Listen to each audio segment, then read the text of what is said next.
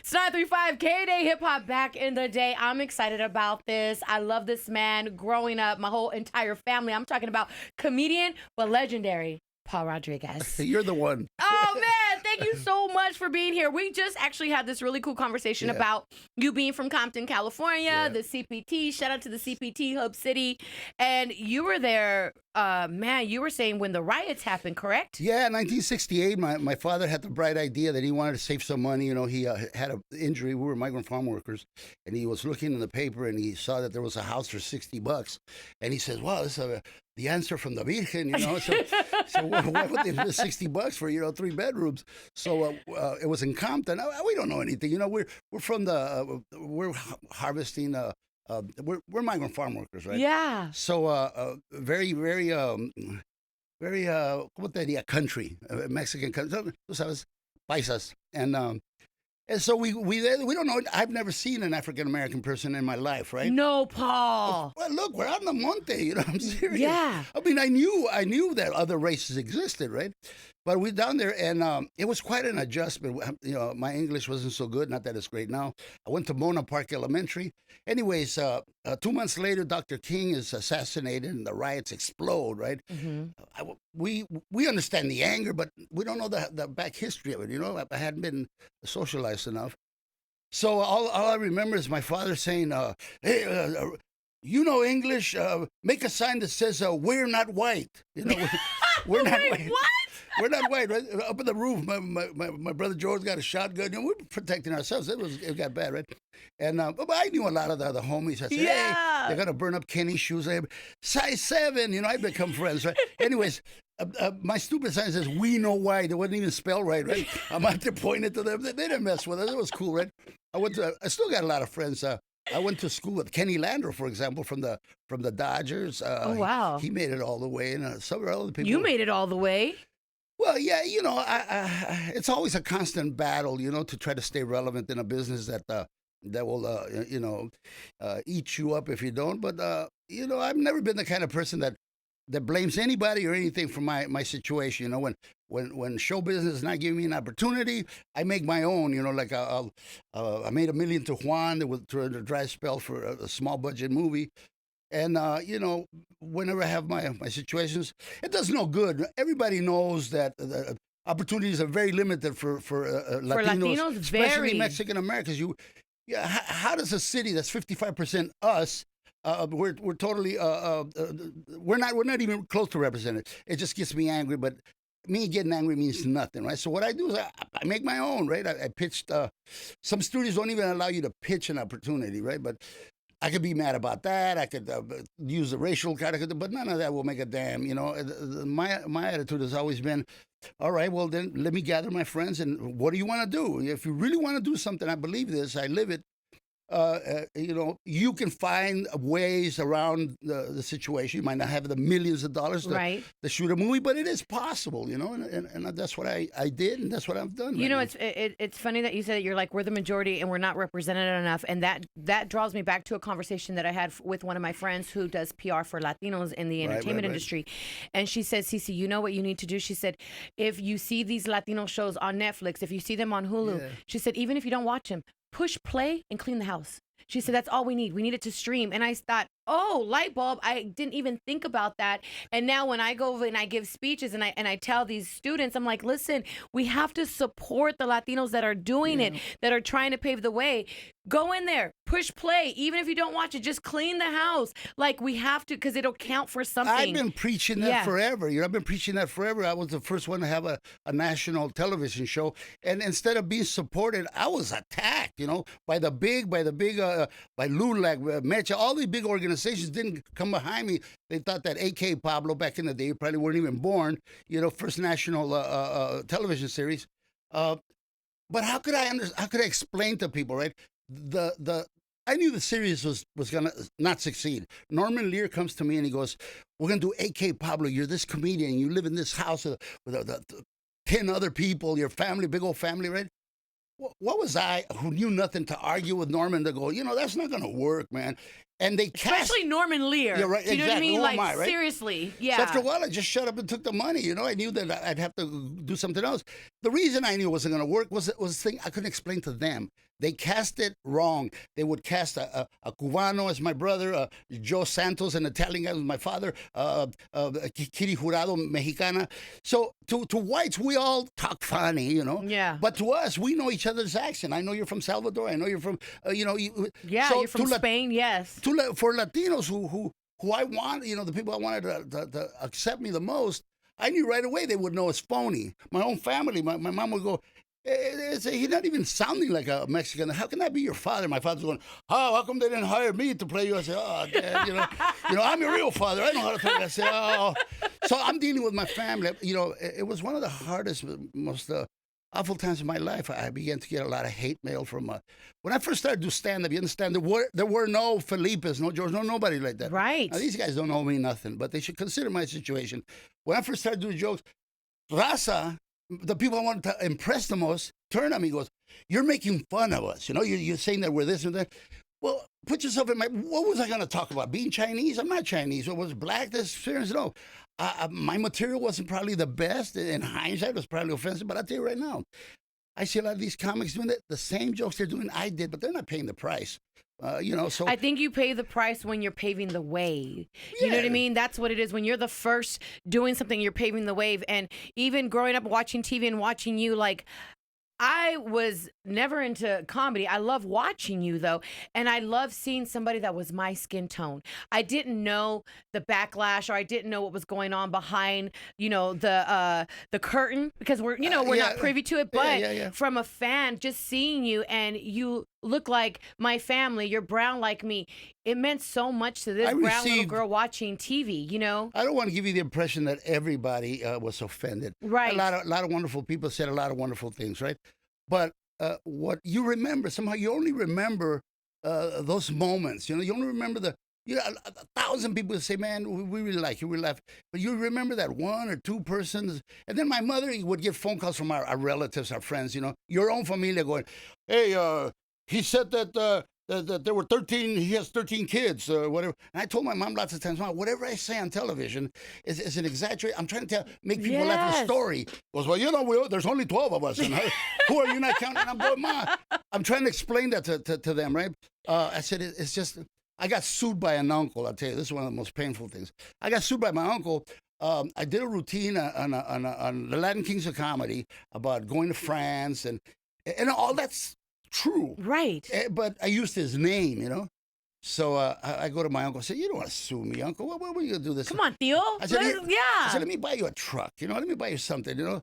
He's got this dumbass lawyer who says, you know, if he's willing to buy you a truck, that means he's guilty. So, you know, we went to court. And when you go to court, you don't need a 12 jury to be all of them say for you, you know, it could be 9, right. 10. I won by 10, 11, but I didn't feel like a winner. I spent $250,000 when I told my uncle, I said, it'd be cheaper for me to just give you 50 grand, give you 100 grand. I still love you. I mean, you're my relatives. You're my bad. I'll make it up again. Well, no, not only did he lose, he appealed, and then, you know, I'm the one that paid this lawyer, but I didn't feel like a winner. You know, right. the family. On the other hand, he will never be the same because he felt like he lost. So it was a lose-lose situation. I took a lot of time to repair, but, you know, look, you can go to college and they can teach you how to be successful in your career. There should be a course on teaching you how to handle fame, you know, how to deal with it. People are, you know, for example, I'd be running, trying to make a thing, you know, and some people say, hey, can I have your autograph? You don't have time to explain to them, look, I'm not being an a-hole, I'm not being rude, but if I don't make this thing, you know, they're not going to wait. All you can say is, hey, gracias, and move out. Well, they're going to tell everybody, who does he think he is? I asked Paul Rodriguez for a picture. He said, thank you, kept on walking. You know. But y'all don't know, he was on a time limit. He got executives he has to talk to. And all of that hurts. All of that hurts because the people, now, I always knew I wasn't going to be the whites' favorite guy, but you have to walk that thin line because they got the keys to the kingdom, you know? Yeah, it's true. So a lot of things, but But being an OG in this game and going with, going through all, the trials and tribulations that you've endured, how does it feel knowing that you inspire that next generation of Latino comedians? Terrible. It feels terrible. No, they all lean on you. They're like, oh, come on. No, you know what? I got to be honest. To take credit for that would be wrong because I didn't get up in the morning and go, I want to inspire other comedians. I just wanted to be funny. I wanted to I was at the comedy. I paid my dues. I was at the Comedy Store when I auditioned. I worked the parking lot. I drove Richard Pryor around for 6 months. Probably the best job I had. I got to be listen to his counsel. How was that? Like being in the car with Richard Pryor. That had to have been super dope. It was one of the most wonderful moments and terrible moments at the same time. Why? Well, you witness thing. It's like It's like if you work at Disneyland, you're behind the scenes. The fantasy's gone. The magic. The magic's gone. Well, what happened is that I was working at the. I auditioned for Mitzi Shore, I love that woman. She was like my mom, and then she puts me out to take care of the parking lot. Right? I took it as an insult. I'm going, oh man, that's so racist. But I want to be a regular. And then there was a guy named Harris Pete, old time. Guy, I owe him a lot. He's in Montana now, and he says, "Man, don't take it like that." He goes, "That's one of the best jobs." Now think about it. If Steve Martin or Richard Pryor come in and they give you the keys to their Rolls Royce, they're gonna want to know you. It's a chance for you to. Yeah. And I said, "Oh, thank God I didn't quit because I was going back to college." But it happened exactly like that. I remember one time Pryor came in. He had a Corniche. Just a beautiful Rolls Royce, right? Uh-huh. I mean, the leather, amazing. You sit there, just the smell, right? And he goes, "Where's Quentin?" And I go, "I don't know who that is." Quentin was the guy that was replaced. I said, "I'm impressed. I'm Paul Rodriguez. I'm taking care of it." He goes, "You know what this is, right?" I said, "Yeah, it's a beautiful car. It's more than a beautiful car. This costs more than your arm." Damn! Like You're like, "Damn, Richard, you came in hot." But it was hilarious. It was to me. I'm going, well, I'm actually talking. So I parked the car, took care of it, and I took everybody's car. I said, well, this is the road to Hollywood. I'm just gonna do all right.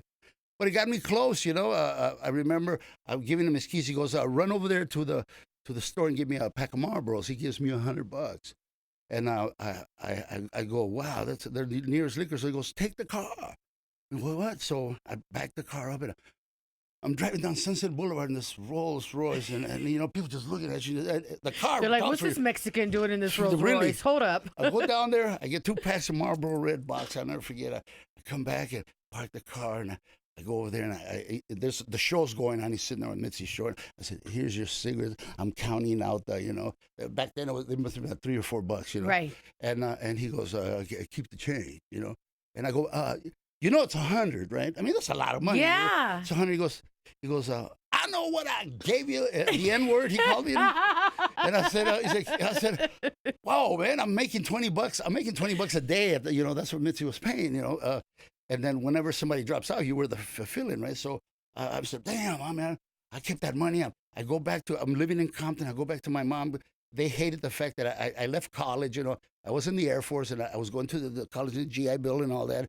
And they thought I threw my life away. In hindsight, maybe I did. But, at the time, I was so excited, to meet these people. At the time, Martin would come in. All these stars would come in. Legends, You yes. come in, and I'm just going, man, I'm rubbing elbows. If this is all I get, I'm good, Right. So then Mitzi calls me one time, and she goes, "You're not in the parking lot no more." I said, "Well, yeah."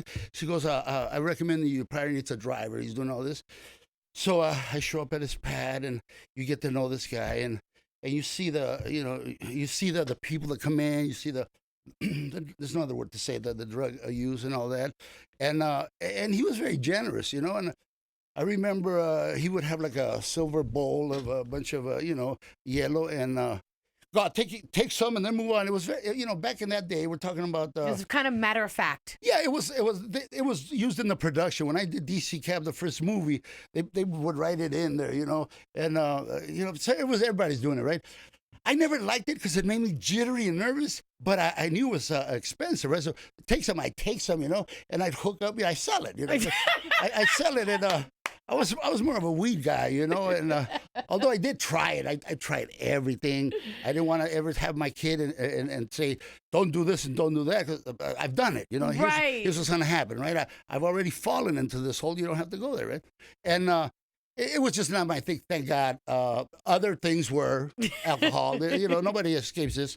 But you know, I got a lot of knowledge. I got next to him, you know, and I started getting better times at the store. Then it happened right away.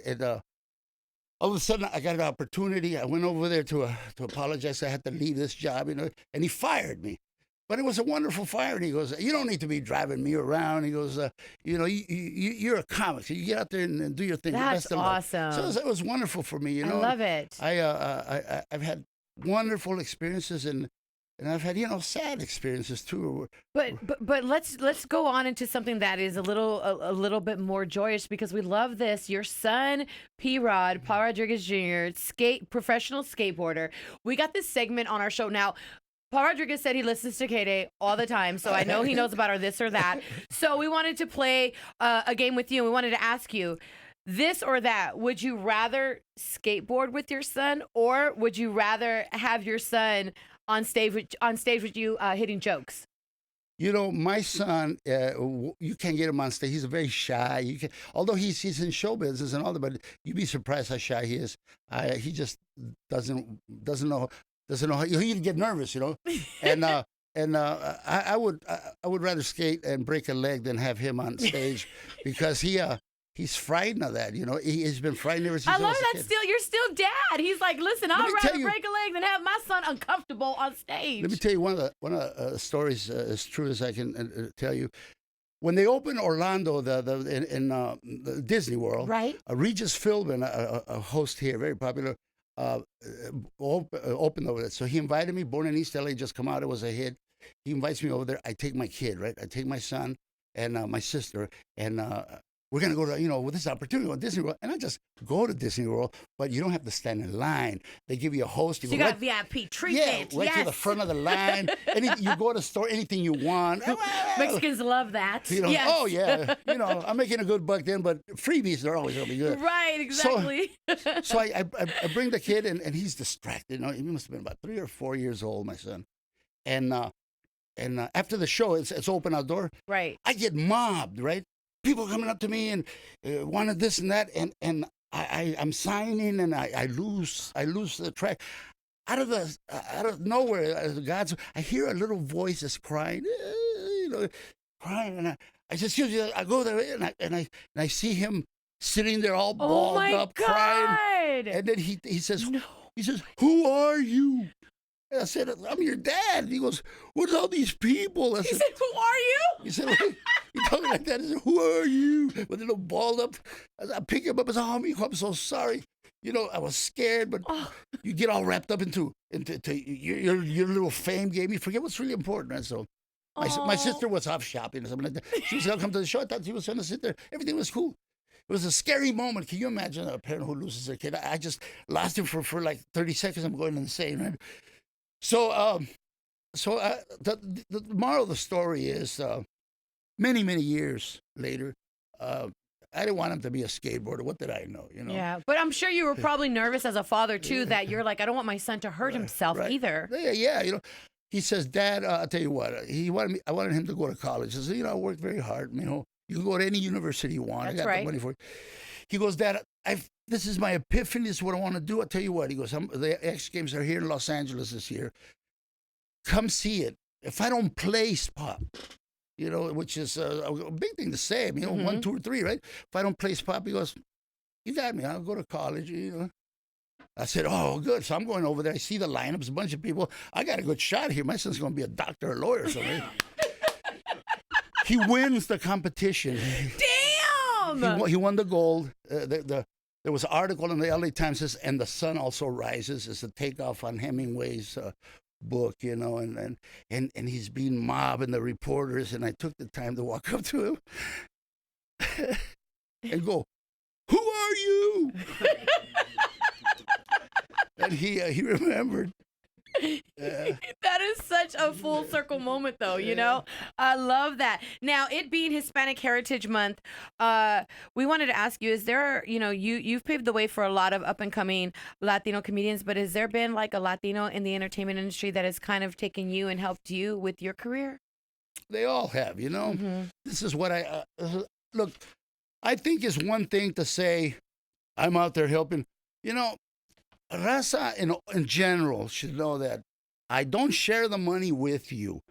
They pay me to do this. I don't get up with you in mind. I don't say, today I'm going to be an example for Latinos.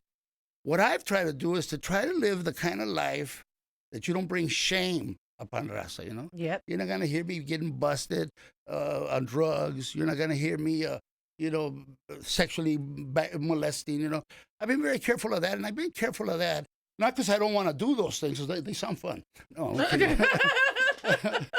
I've always been careful not to bring shame upon first my family, and then as a whole to La Raza, because that's the responsibility, the minimum responsibility you have. I try to live that life. I try to be I've been a lousy father in the sense that I haven't been there with him physically. We talked this out. But he understands me now because, hell, he's busy. I call him, where are you? I'm in Amsterdam. Where are you? I'm in China. Yeah. The same thing when I was. I was at the peak of my career. So he understands my absence. But there was a time when, what kind of dad are you? And I felt guilty. But on the other hand, you can't be out there. You're hot at the moment. You know that this ain't going to last forever. The days will come, your winter of your days.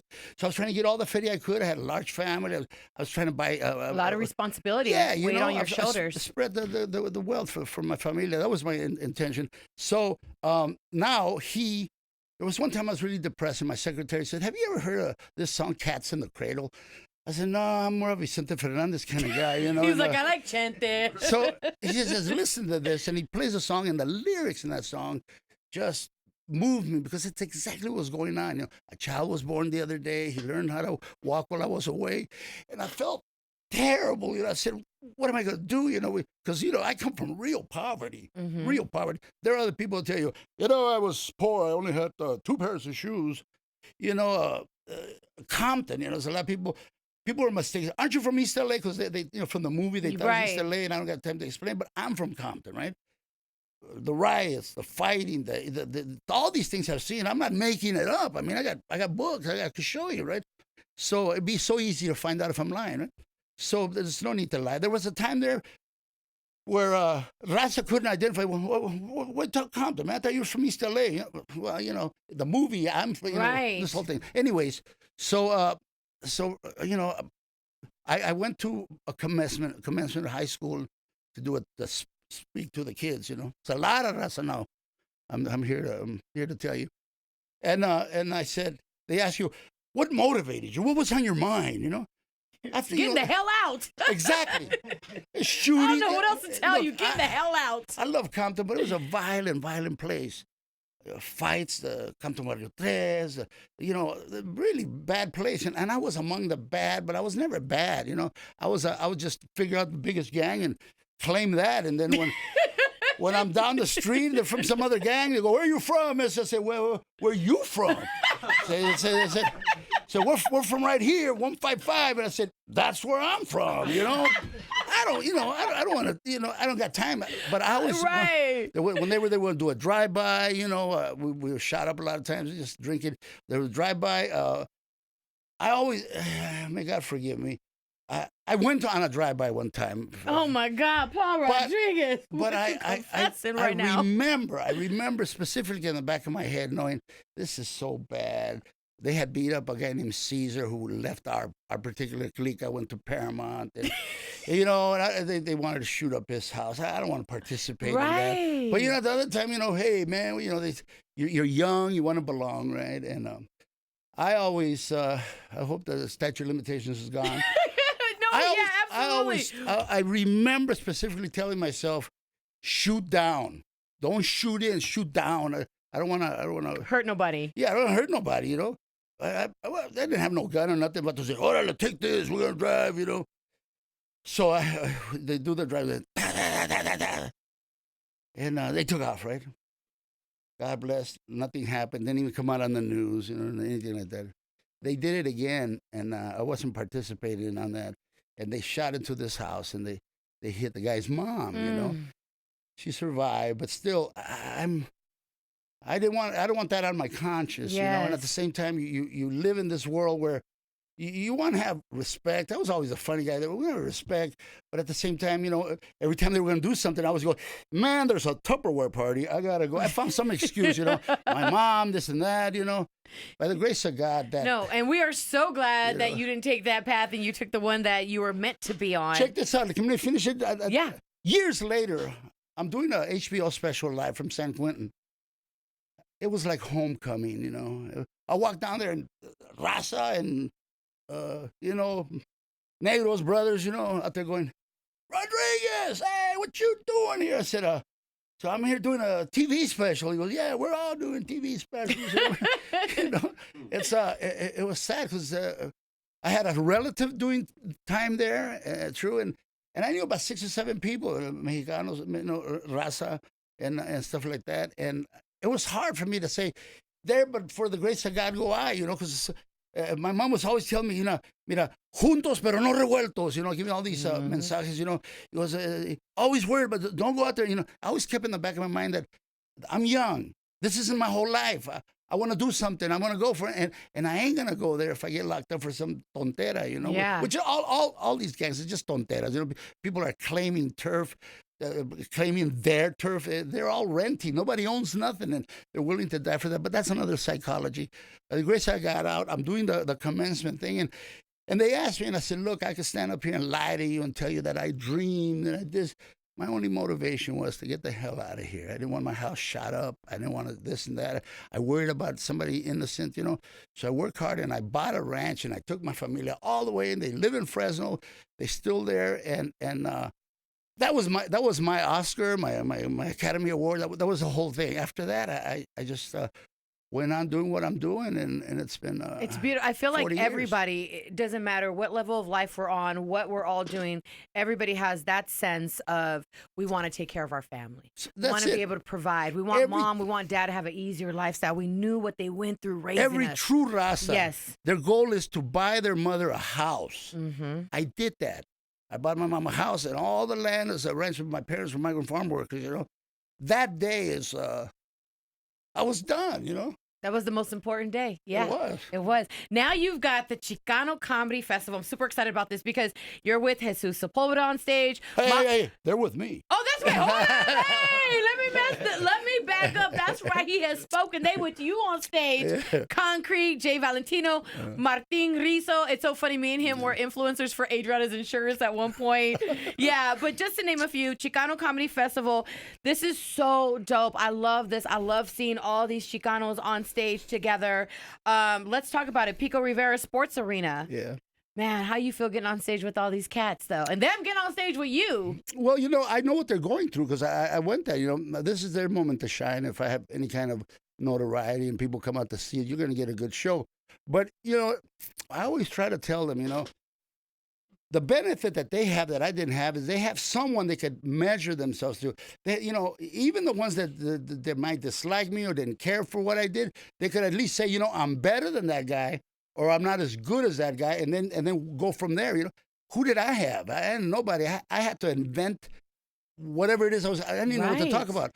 Freddie Prinze was my hero. He passed. I was in the Air Force when he took his own life, but I never met him. You know, so when I started, I didn't. The things he talked about were foreign to me. You know, he talked about his friend. He talked about being Hungarian. He didn't speak Spanish. I know everything you want to know about Freddie. I met all his friends and everything like that, and I got great love for him, but nothing in common, you know. Right. So the only comedians I knew were on Mexican television, you know, Joaquin Funny, right. los Chapulín, you know, all these other people that I would see, right? But they weren't American stand-up, you know. So I would look at African, you know, Richard and people like that, and I try to find topics that were, you know, wouldn't upset Mexicans, would make whites laugh. So I had to go like that, and I realized that doing comedy by committee, it's not funny, you know. No. After a while, I said, you know, I'm going to do what I'm going to do. And it's up to you. You can hate me, you can like me, but this is what I'm going to do. You know, you can't please everybody. At least I can please me, right? And for those guys, I tell them, in a way, it's a lot harder for them because if they're going to succeed, they need to find a voice. They need to find something that distinguishes them. You know, like Felipe Esparza, who opened for me for a long time. I saw great talent in this guy, and I was helpful. George, Gabriel, all these people, their success, you know, they aren't being truthful to themselves if they say that nobody helped them, because just the fact that you exist was a help. Did I make them who they are? No. Was I instrumental in helping them? I think I was. Do they owe me anything? They don't. Because if it hadn't been me first, there'd been somebody else. Let's be honest. You know, sometimes I wish there had been somebody else. We'd have partnered up. Problem with us is that success is kryptonite for us. You know, we did the Latin Kings of Comedy. George, myself, and the other guys. Instead of taking that money and move on to the next level, it destroyed our friendship. We never made no money. The lawyers made money. This made money. The manager, total raton. We all wound up in court. You know. Wow. Took years to. And I thought that just seeing that, not knowing, we thought you guys scored with that. We did score. But like pendejos that we are, we didn't capitalize on that score. You know, instead of uniting us, the money separated us. You know, we got robbed by the manager, and if I went to court and if I were lying, I wouldn't say his name. Scott Montoya is a thief, and that's a fact. We went to court. He stole everything. But at the time, for 2 years, the thing's making money. He says that the money's not coming in. So George thought, because he was like a brother to me, you know. He thought I was in cahoots. He thought we were screwing him out of money. So naturally, in his eyes, we're rateros, you know, something we've never been in. And to top it off, we couldn't talk to each other. Our lawyers would say, no, we talk for you. Oh, yeah. No. 6 years after that thing and the success it had, the lawyers made all the money. We wound up with nothing other than our friendship was in shambles. With not an opportunity to do nothing else. And it remains to that day, the sadness of it all. How raza is. We find success, we find a way to screw it up, you know. Oh, and I'll take the blame for a lot of things, you know, but I love the fact with Chicano Comedy Festival, how, you know, you really didn't have anybody to partner up with you to move when you first were doing it. You were like the Lone Ranger, the only brown comedy on stage at that time, to now. This is going to be a night of all beautiful brown comedians on stage together, from one to like a full set list. Like, this has to be... Man, this has to be a really good moment for you, look, though. Chicano comedy is in good hands. I'm not one of these old dudes that go, oh, you know, the kids today, they're brilliant. They're funny. You know, the hardest part of success is to have the courage to get on stage, as far as that's concerned. The hardest part of success in any other field is to convince yourself that you're going to do it. So many young ladies and people come up to me, they go, you know, I want to be an actor. How do I get in there? I go, if I tell you how to get in there, I said, then I'll spoil it for you. All I can tell you is that if you want something bad enough, nothing's going to stop you. And if you don't want to pay that price, nothing can make you, you know. And that's the truth. I didn't know anybody from Hollywood. I just knew that I had this desire. Right. That I wanted to do this. And somehow, this, you know, once you make up your mind that this is what you're going to do, no matter what kind of level of success you get, then you have nothing, you know. My parents were getting on my case about not going to college. They want me to be a lawyer. I think I would have been a good lawyer because I talk a lot of BS. You know, I probably, you know, if I had stayed in school and not been seduced by the money and the lights, I probably would have had my face in all the buses here in L.A. going, problema? Call 222. Press el 222 until somebody answers. You know, but what kind of satisfaction? Right. You know, in this situation, I thank God I have traveled the world. I had dinner with Nelson Mandela in Africa. Nice. I knew Cesar Chavez, not even casual. I mean, he came on my show when I was on Univision. I knew him since I was 12. You know, we're farm workers. I have walked with kings and paupers, and I have met beautiful people. And, have you ever met Dolores Huerta? Yes, of course. I love her to Dolores death. Huerta. Oh my God. I did the eulogy at Cesar Chavez's funeral. I've done so many things in life that right now I'm not writing a book. I went through all my papers. My house burned down in the ranch, and my sister was living there. I don't know what happened. I lost a lot of things, but I did save some stuff. Instead of writing a book, a biography, I want to put a coffee table book together right now with pictures of people that I've met. A picture, and then the story there, you know. I mean, Yes. I walked into a NBC. I talked to Lucille Ball. It was like watching Mount Rushmore come alive. Bob Hope, I was on his special, you know. Wow. I opened for James Brown, you know. Yes. Patti LaBelle, you know. I hosted Premio Lo Nuestro, the first 3 that were successful. Everyone from, you know, I had Juan Gabriel cooked food for me at his house. Okay, we're done. Juan Gabriel. know, Okay, we're done. so- Cook dinner for you. Yes. You know, he was a lovely man, you know. I've had experiences that I wouldn't trade for anything, you know. I'm sure you have experiences, Paul, where you're like, this little Mexicano with migrant farm worker parents. I am right here. I got kicked out of the White House. Yeah. You got kicked out of the White House? I got kicked out of the White House. No, you didn't. Yes, I did. Years ago, for Hispanic Heritage Week, George Bush the First. I got quite a story. George Bush the First had Salinas de Gortari, and he invited all the prominent Ricardo Montalban, Jimmy Smith, Celia Cruz, Tito, you know, all to have dinner there. And I sat next to Salinas de Gortari, and yo entiendo que usted es de México. Sí, yo soy de Culiacán, Sinaloa. Válgame Dios, Culiacán, what a beautiful part of Mexico. Why in the world would you ever leave? Porque nos estábamos muriendo de hambre, you know, because we left because, you know how you guys are. You take everything from the poor, and my father was you know. I insulted him in that sense, and I was trying to be funny. Pues usted sabe cómo es usted. O sea, quitándole mi papá era regador de frijoles y nos está muriendo de hambre. And next thing you know, I had a Marine, a major, tap me on the shoulder to come with him. I'm thinking, because I had asked Jimmy Smith, somebody else had asked, where's the baño here, right? Yeah. And I figured this guy's going to escort me. And as we're walking, we're going, you know, I said, are you kicking me out? He goes, no, brother, I'm not. He goes, I got my orders, you know. I got my orders. So I was unceremoniously left. Back in Los Angeles, a couple weeks later, a little, nothing comes out on La Opinión. My father used to live there. And you know, they mentioned that I had done something, and they didn't know the truth, right? Right. And then my father asked me, and I said, pues, le dije, I told him I said, this is what I said, Dad. I said that he's a thief, and the reason why we left, because, you know, we were starving, you know. Pues sí, cierto. Pues sí, cierto. He says, I'm so proud of you. Oh, yeah. I love it. I love it. I could sit here all day with you, Paul. You got so many dope stories. Listen, you guys got to catch him. You're not going to hear this on stage. No, because this is gonna be deep. A payaso. This is deep. I love it. Chicano Comedy. Make sure you guys grab your tickets. Eventbrite. But also, too, before we let you go, really quick, I know you have a movie, Born Again. Where can they watch this? I want to see this. And what is it about? Right now, I'm cutting it.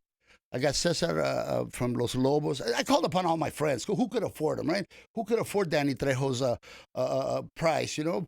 But we have a friendship, you know? That's why you should always be good, you know? I knew him long before he was ever known, and I wasn't, you know, an a-hole with him, you know? I respected him, and I said, ¿sabes qué? Lo que te puedo ayudar, you know? So I got him. I got Tony Plana, who's feo, you know? Yes. Who else? I got Luis Guzman. When I was in New York years ago, I met this young actor, and thank God I had the sense to treat him right. I was opening for Tito Puente, and I met him outside. I said, come on. We became friends. Years go by. He's a huge star.